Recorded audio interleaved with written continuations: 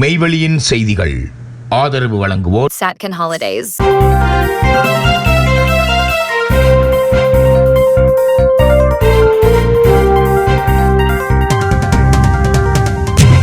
வணக்கம். மெய்வெளியின் செய்திகள் வாசித்தளிப்பவர் சிவசம்பு பரிமேலழகர். முதலில் இலங்கை செய்திகள்.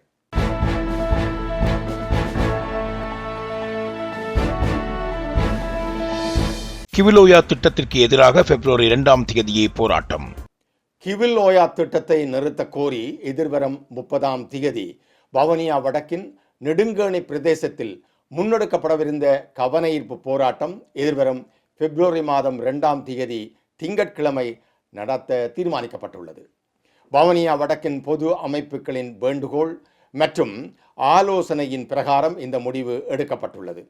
இது தொடர்பில் இலங்கை தமிழரசு கட்சியின் நாடாளுமன்ற உறுப்பினர் பாவனா சத்தியலிங்கத்தின் ஊடக பிரிவு வெளியிட்டுள்ள செய்திக்குறிப்பில், அரசால் தமிழ் மக்களின் பூர்வீக நிலங்களை ஆக்கிரமித்து நடைமுறைப்படுத்தப்படவுள்ள கிவில் ஓயா திட்டத்தை நிறுத்த கோருவது தொடர்பில் வவுனியா வடக்கைச் சேர்ந்த பொது அமைப்புகளுடன் தமிழ் தேசிய கட்சிகளின் பிரதிநிதிகள் இணைந்து நெடுங்கேணியில் நேற்று விசேட கலந்துரையாடலில் ஈடுபட்டனர். இந்த கிவிலோயா திட்டத்தால் தமிழ் மக்கள் எதிர்கொள்ளும் பிரச்சனைகள் மற்றும் சவால்கள் தொடர்பாக கலந்து கொண்டவர்களுக்கு விளக்கம் அளிக்கப்பட்டது என்று கூறப்பட்டுள்ளது.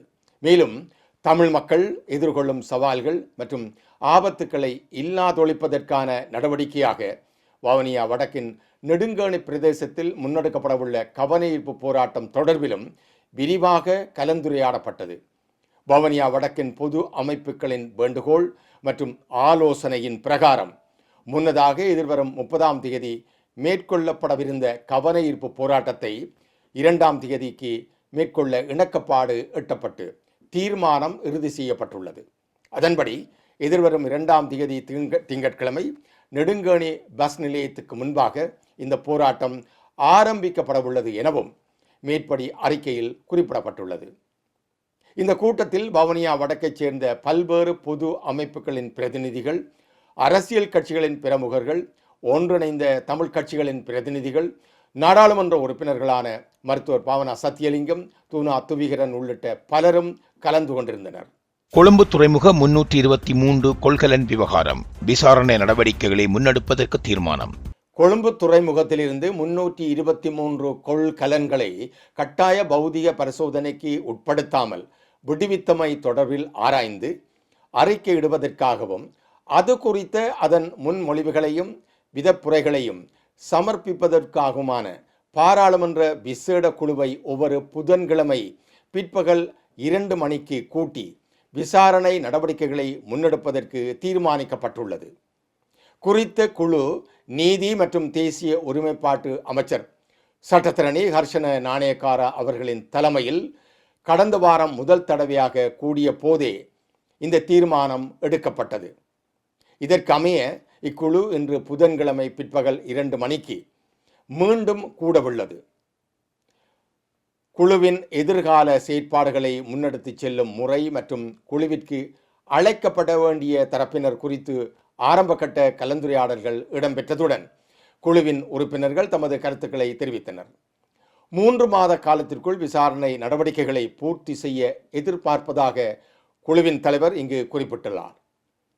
துறைமுகங்கள் மற்றும் சிவில் விமான சேவைகள் கௌரவ அமைச்சர் அனுர கருணாதிலக, கைத்தொழில் மற்றும் கைத்தொழில் முயற்சிகள் அபிவிருத்தி பிரதி அமைச்சர் சதுரங்க அபேசிங்க, பொதுமக்கள் பாதுகாப்பு மற்றும் பாராளுமன்ற அலுவல்கள் பிரதியமைச்சர் சட்டத்தரணி சுனில் வட்டக்கல, வலுசக்தி பிரதியமைச்சர் அர்கம் இல்யாஸ், பாராளுமன்ற உறுப்பினர்களான சட்டத்தரணி தயாசிரி ஜெயசேகர, அஜித் பி பெரேரா, டிவி சானக்க, முஜிபுர் ரஹ்மான், மயில் வாகனம் ஜெகதீஸ்வரன் மற்றும் லக்மாலி ஹேமச்சந்திர உள்ளிட்டோர் கலந்து கொண்டிருந்தனர். ரணில் விக்ரமசிங்க மீது மார்ச் மாதத்திற்குள் வழக்கு தாக்கல் செய்யப்படும், சட்டமா அதிபர் அறிவிப்பு. முன்னாள் ஜனாதிபதி ரணில் விக்ரமசிங்க தொடர்பான விசாரணைகள் 1 மாதத்திற்குள் முடிக்கப்பட்டு மார்ச் மாதத்தில் வழக்கு தாக்கல் செய்யப்படும் என்று சட்டமா அதிபர் இன்று கொழும்பு கோட்டை நீதவான் நீதிமன்றத்துக்கு அறிவித்துள்ளார்.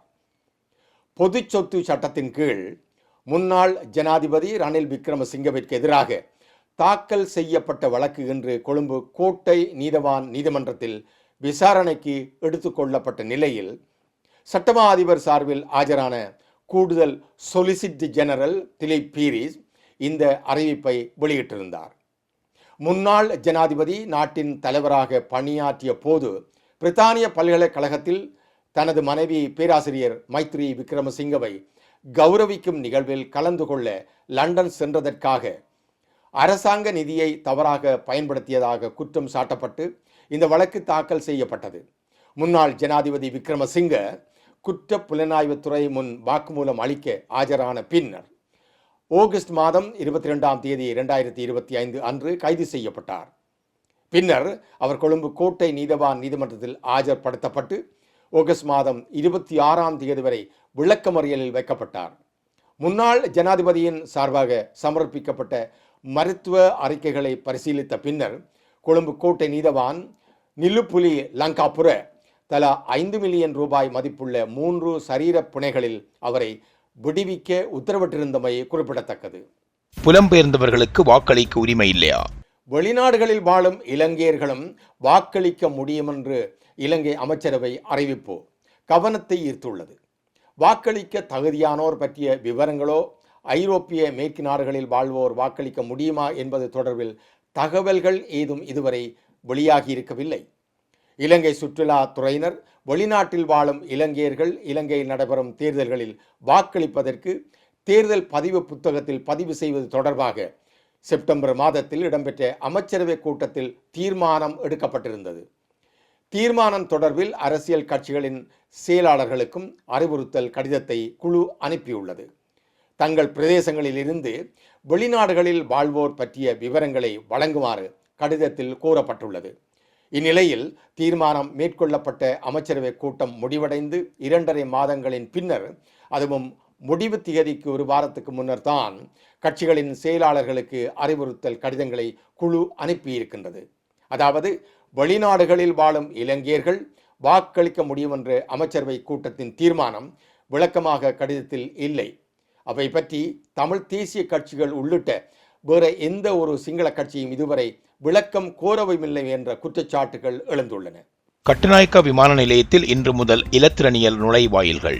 கட்டுநாயக்க விமான நிலையத்தின் வருகை முனையத்திலுள்ள இலத்திரனியல் நுழைவாயில்கள் இன்று முதல் உத்தியோகபூர்வமாக திறக்கப்படுவதாக குடிவரவு மற்றும் குடி அகழ்வு திணைக்களம் தெரிவித்துள்ளது. இதற்கமைய 4 இலத்திரனியல் நுழைவாயில்கள் இவ்வாறு திறக்கப்படுவதாக திணைக்களத்தின் பிரதம குடிவரவு அதிகாரி ஜூட் பெர்னாண்டோ தெரிவித்துள்ளார். ஜப்பானிய அரசாங்கத்தின் உதவியுடனேயே இந்த கேட் திட்டம் நடைமுறைப்படுத்தப்பட உள்ளதாக குறிப்பிடப்படுகின்றது. இதனூடாக விமான நிலையத்தின் வினைத்திறனை அதிகரிக்க முடியும் எனவும் பிரதம குடிவரவு அதிகாரி ஜூட் பெர்னாண்டோ மேலும் சுட்டிக்காட்டியுள்ளார். கொழும்பு கத்தோலிக்க மதகுருவை போலீசார் கடுமையாக தாக்கியதை கண்டித்து கத்தோலிக்க மதகுருக்கள் கன்னியாஸ்திரிகள் அமைதி ஆர்ப்பாட்டம். கொழும்பு கத்தோலிக்க மறை மாவட்டத்தைச் சேர்ந்த கிறிஸ்தவ மதகுரு மிலன் பிரியதர்சனாவை போலீசார் கடுமையாக தாக்கியதை கண்டித்து நீர்கொழும்பு மறைமாவட்ட கிறிஸ்தவ மதகுருக்கள் கன்னியாஸ்திரிகள் நீர்கொழும்பு மாநகர சபைக்கு முன்பாக அமைதி ஆர்ப்பாட்டத்தில் ஈடுபட்டனர். நீர்கொழும்பு பிராந்திய தலைமை பிதா சாந்த வெளிவிட்ட தலைமையில் நீர்கொழும்பு மாநகர சபை வளவில் ஒன்று கூடிய நூற்றுக்கணக்கான கிறிஸ்தவ மதகுருக்கள் கன்னியாஸ்திரிகள் அங்கிருந்து பாத யாத்திரையாக கொழும்பு புத்தளம் பிரதான வீதியில் தெல்வத்த சந்தியை நோக்கி வந்து அங்கு அமைதியான எதிர்ப்பை வெளிப்படுத்தினர். அமைதி ஆர்ப்பாட்டத்தில் ஈடுபட்டவர்கள் உடல் ரீதியான மானசீகமாக ரீதியான கொடுமைகளை கண்டிக்கின்றோம். மிலான் பிதாவே நாம் உங்களுடன் என்ற சுலோக அட்டைகளை ஏந்தி நின்றனர். மேலும் அவர்கள் ஜெபமாலையை தமது கைகளில் ஏந்தி ஜெபம் செய்து கொண்டிருந்தனர். ஆர்ப்பாட்டத்தில் பங்கேற்ற வனபிதா சிவில் காமினி ஊடகங்களுக்கு கருத்து தெரிவித்த போது, எந்தவொரு குடிமகனையும் தாக்கும் உரிமை போலீசாருக்கு இல்லை. போலீசார் வாகனத்தை நிறுத்தச் சொன்னதை தான் அவதானிக்கவில்லை என மிலான் பிதா கூறியுள்ளார். அதனை ஏற்றுக்கொள்ள முடியும். காரணம், போலீஸ் மோட்டார் சைக்கிள்கள் எதிர் திசையிலிருந்தே வந்துள்ளன. போலீஸ் என்பது நாட்டில் அமைதி, சட்டம், ஒழுங்கு, மக்களின் பாதுகாப்பை பேணும் நிறுவனமாகும். போலீசார் வன்முறையை பாவிப்பதாக இருந்தால் போலீஸில் ஒழுக்க கட்டுப்பாடு இல்லை என்பதே தெளிவாகின்றது. முழு போலீஸ் திணைக்களத்தையும் குற்றம் சாட்டவில்லை. நாம் இங்கு வந்து எதிர்ப்பு தெரிவிப்பது போலீசாருக்கு எதிராகவோ வேறு எவருக்கும் எதிராகவோ அல்ல. நாட்டில் சட்டம் ஒழுங்கும் அமுல்படுத்தப்பட வேண்டும், பாதுகாக்கப்பட வேண்டும். போலீசாருக்கு தேவையான விதத்தில் நடக்க முடியாது. அதனை ஒவ்வொரு போலீசாரும் தெரிந்து கொள்ள வேண்டும். இவ்வாறான செயல்பாடுகளின் போதும் நாம் எதிர்க்க வேண்டும். அப்போதுதான் நாட்டை சீர்படுத்த முடியும். அமைதியாக இருந்தால் பிழையான செயல்கள் மாறுவதும் இல்லை, மாற்றம் அடைவதும் இல்லை என்று மேலும் அவர் தெரிவித்துள்ளார். செய்திகளில் இனி வருவன இந்திய செய்திகள். Discover the magic of Sri Lanka with Satkin Holidays. From breathtaking beaches to ancient temples, we offer curated travel itineraries for every kind of traveler. Our experts design the perfect journey, tailored to your needs and interests, ensuring you make the most of your time in Sri Lanka. Experience Sri Lanka's vibrant culture, pristine nature, and world-class hospitality with Satkin Holidays. Book your unforgettable adventure today with Satkin Holidays.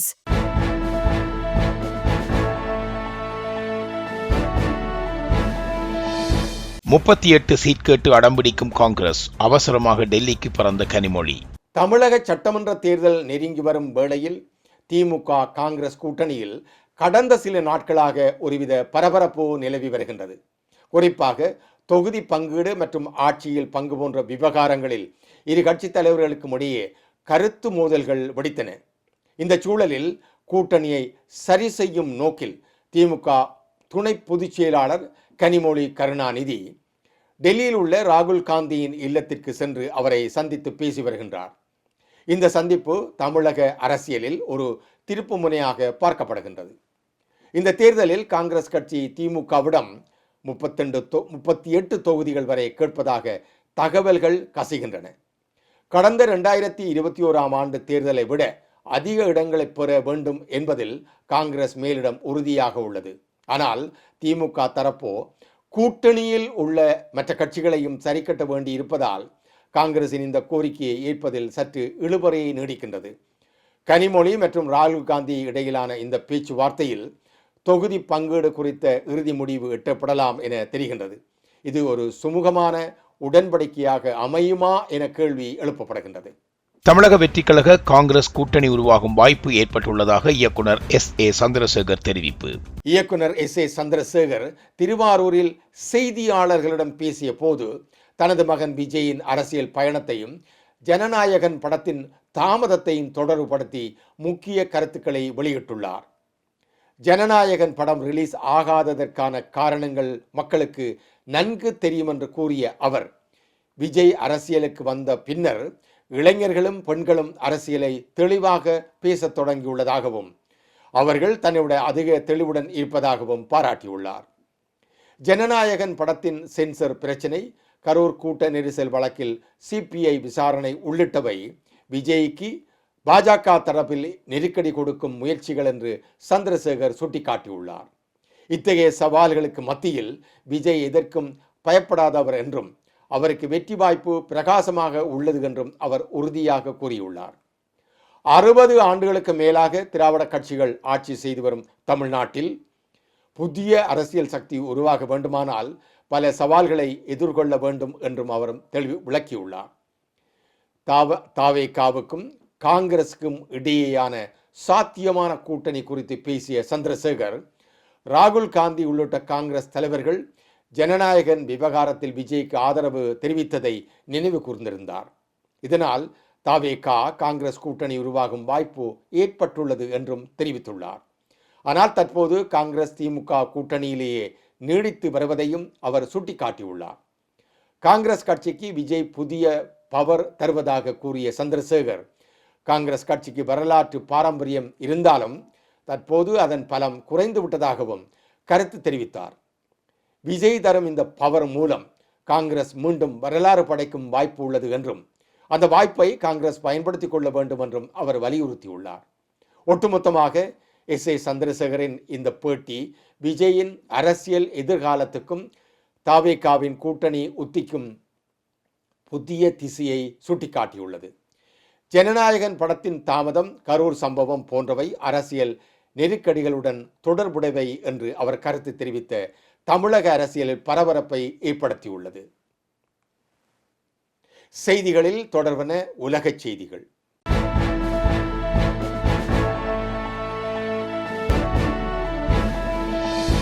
England பிரதமர் K Starmer இன்று சீனாவுக்கு உத்தியோகபூர்வ பயணம். பிரதம மந்திரி K Starmer இன்று ஜனவரி 28 சீனாவுக்கான உத்தியோகபூர்வ பயணத்தை மேற்கொள்ளவுள்ளார். இங்கிலாந்து மற்றும் சீனாவுக்கிடையிலான இருதரப்பு உறவுகளை மேலும் வலுப்படுத்தும் நோக்கிலேயே பிரதமரின் இந்த பயணம் அமைந்துள்ளது. 2018 ஆண்டிற்கு பின்னர் ஒரு இங்கிலாந்து பிரதமர் சீனாவுக்கு செல்லும் முதல் விஜயம் என்பதால் இந்த பயணம் சர்வதேச ரீதியில் அரங்கில் குறிப்பிடத்தக்க முக்கியத்துவத்தை பெற்றுள்ளது. இப்பயணத்தின் போது சீன ஜனாதிபதியுடன் பிரதமர் கே ஸ்டாமர் சந்திப்புகளை நடத்த உள்ளதுடன் இரு நாடுகளுக்கிடையில் பொருளாதார மற்றும் வர்த்தக ஒப்பந்தங்களை கைச்சாத்திடப்பட உள்ளதாக எதிர்பார்க்கப்படுகின்றது. இந்த பயணம் இருநாட்டு உறவை அடுத்த கட்டத்திற்கு எடுத்துச் செல்லும் என அரசாங்கம் கூறியுள்ளது. அதேவேளை அமெரிக்க ஜனாதிபதி டொனால்ட் ட்ரம்பின் வரிப்போர் நடவடிக்கைகள் காரணமாக மேற்குலக நாடுகள் புதிய சந்தை வாய்ப்புகளை தேடும் சூழலை உருவாக்கியுள்ளது. இதன் பின்னணியில் கனடா மற்றும் ஜெர்மனி உள்ளிட்ட பல நாடுகள் சீனாவுடன் நட்புறவை வலுப்படுத்த முயற்சித்து வருகின்றன. இதே சூழலில் இங்கிலாந்தும் தனது ராஜதந்திர நகர்வுகளை தற்போது தீவிரப்படுத்தியுள்ளது. இந்த ராஜதந்திர நகர்வில் பிரதமரின் பயணம் முக்கியத்துவம் வாய்ந்ததாக இருக்கும் என பிரித்தானிய பொருளாதார நிபுணர்கள் தெரிவித்துள்ளனர். இதேவேளை இந்நகர்வு அமெரிக்கா இங்கிலாந்துக்கு இடையிலான பாரம்பரிய கூட்டணியில் ஒரு வகையான விரிசலை ஏற்படுத்தக்கூடும் என்ற அச்சத்தையும் உருவாக்கியுள்ளது. குறிப்பாக இங்கிலாந்து பிரதமரின் சீன பயணம் தொடர்பில் ட்ரம்ப் நிர்வாகம் கூர்ந்த கவனத்துடன் கண்காணிக்கும் என சர்வதேச அரசியல் ஆய்வாளர்கள் தெரிவிக்கின்றனர். இந்தியாவிற்கும் ஐரோப்பிய ஒன்றியத்துக்கும் இடையே ஒப்பந்தம். இந்தியாவிற்கும் ஐரோப்பிய ஒன்றியத்திற்கும் இடையே நீண்ட காலமாக எதிர்பார்க்கப்பட்ட சுதந்திர வர்த்தக ஒப்பந்தம் மற்றும் இடப்பெயர்வு ஒப்பந்தம் ஜனவரி 27, 2026 அன்று டெல்லியில் நடைபெற்ற 16வது இந்திய ஐரோப்பிய ஒன்றிய உச்சி மாநாட்டில் அதிகாரப்பூர்வமாக கையெழுத்தானது. பிரதம மந்திரி நரேந்திர மோடி மற்றும் ஐரோப்பிய ஆணைய தலைவர் உர்சுலா வான் டெர் லேயன் முன்னிலையில் இந்த மகா ஒப்பந்தம் உறுதி செய்யப்பட்டுள்ளது. இதற்கமைவாக இந்திய மாணவர்கள் ஐரோப்பிய நாடுகளில் தங்கி படிக்கவும் ஆராய்ச்சி செய்யவும் விசா நடைமுறைகள் எளிதாக்கப்படும் என்பதுடன் இந்திய மாணவர்களுக்கு ஐரோப்பிய ஒன்றியம் வரம்பெற்ற இடப்பெயர்வு வழங்கவும் உறுதியளித்துள்ளது. அதன்படி பட்டப்படிப்பை முடித்த பின்னர் அங்கேயே தங்கி வேலை தேடுவதற்கான வாய்ப்புகள் மற்றும் வசிப்பிட உரிமைகளில் சலுகைகள் வழங்கப்படும். இந்தியாவின் கல்வி தகுதிகள் மற்றும் ஐரோப்பிய ஒன்றியத்தின் கல்வி தரங்கள் பரஸ்பரம் அங்கீகரிக்கப்படும். ஐடி, பொறியியல், சுகாதாரம் மற்றும் புதுப்பிக்கத்தக்க எரிசக்தி போன்ற துறைகளில் உள்ள இந்திய வல்லுநர்களுக்கு ஐரோப்பிய சந்தையில் நேரடி வேலைவாய்ப்புகள் அதிகரிக்கும். இந்திய திறமையாளர்களை ஐரோப்பிய நாடுகளுடன் இணைக்க டெல்லியில் ஒரு பிரத்யேக மையம் திறக்கப்பட உள்ளது. தொழில்முறை பணியாளர்கள் ஒரு நாட்டிலிருந்து மற்றொரு நாட்டிற்கு சென்று பணியாற்றுவதில் இருந்த சிக்கலான விசா கட்டுப்பாடுகள் தளர்த்தப்படும். பசுமை ஆற்றல் மற்றும் காலநிலை மாற்றத்தை எதிர்கொள்ள ஐரோப்பிய ஒன்றியம் இந்தியாவுக்கு சுமார் 500 மில்லியன் நிதியுதவி வழங்கியுள்ளது. இந்த ஒப்பந்தம் இந்திய இளைஞர்களின் உலகளாவிய கனவுகளுக்கு ஒரு புதிய வாசலை திறந்து வைத்துள்ளது என ஐரோப்பிய ஒன்றியம் தெரிவித்துள்ளது. இத்துடன் மெய்வழியின் செய்திகள் நிறைவு பெற்றன. தொடர்ந்தும் மெய்வழியின் மேலதிக செய்திகளை பார்வையிட www.மெய்வழி.com என்ற இணையதளத்தை பார்வையிடுங்கள். மேலும் மெய்வழி ஆப்பையும் பதிவிறக்கம் செய்து கொள்ளுங்கள். வணக்கம்.